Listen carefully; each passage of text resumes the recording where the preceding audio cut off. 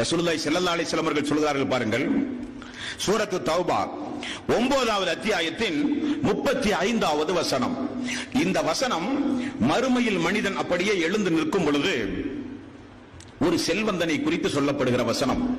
அவனுடைய செல்வங்களை எல்லாம் எடுத்து வாருங்கள் என்பான் அல்லாஹ். இந்த உலகத்தில் தர்மம் கொடுக்கப்படாத செல்வம், ஜக்காத்து கொடுக்காத செல்வம், ஏழை எளியவர்களுக்கு பயன்படாத செல்வம், அந்த செல்வம் தனக்குரியது என்று தன்னோடு மட்டுமே வைத்துக் கொண்டு பாதுகாத்த செல்வம், அல்லாஹ்வுடைய பாதையில் செலவழிக்காத செல்வம், ஏழை எளியவர்கள் பாதிக்கப்பட்டு கையேந்தி வரும்பொழுது கொடுக்காத செல்வம், வீட்டுக்கு அருகில் பசியும் பட்டினியுமாக இருந்த மக்களுக்கெல்லாம் செலவழிக்கப்படாத செல்வம் எடுத்து கொண்டு வாருங்கள் என்று அல்லாஹ் சொல்லி, யௌம யுஹ்மா அலைஹா ஃபீ நாரி ஜஹன்னம ஃபதுக்வா பிஹா ஜிபாஹுஹும் வஸுனூபுஹும் வலுஹூருஹும் ஹாதா மா கனஸுத்தும் லிஅன்ஃபுசிக்கும் ஃபதூகு மா குன்தும் தக்னிஸூன்.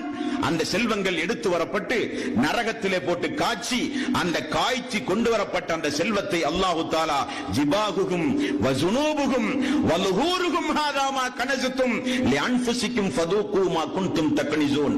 அவனுடைய முதுகிலும் அவனுடைய விலாப்புறங்களிலும் சூடு போடுங்கள் அந்த செல்வத்தை கொண்டு. என்னுடைய அடியார்களுக்கு பயன்படாத செல்வம், ஜக்காத்து கொடுக்கப்படாத செல்வம், அதற்காக வேண்டி ஓடி ஓடி உழைத்து இபாதத்துகளை பாழாக்கிய செல்வம். யா அய்யுஹல்லதீன ஆமனூ லா துல்ஹிக்கும் அம்வாலுக்கும் வலா அவுலாதுக்கும் அன் ஸிக்ரில்லாஹ். பிள்ளைகளோ பொருளாதாரமோ என்னை நினைப்பதை விட்டு உங்களை தடுக்க வேண்டாம் என்று சொன்னானே.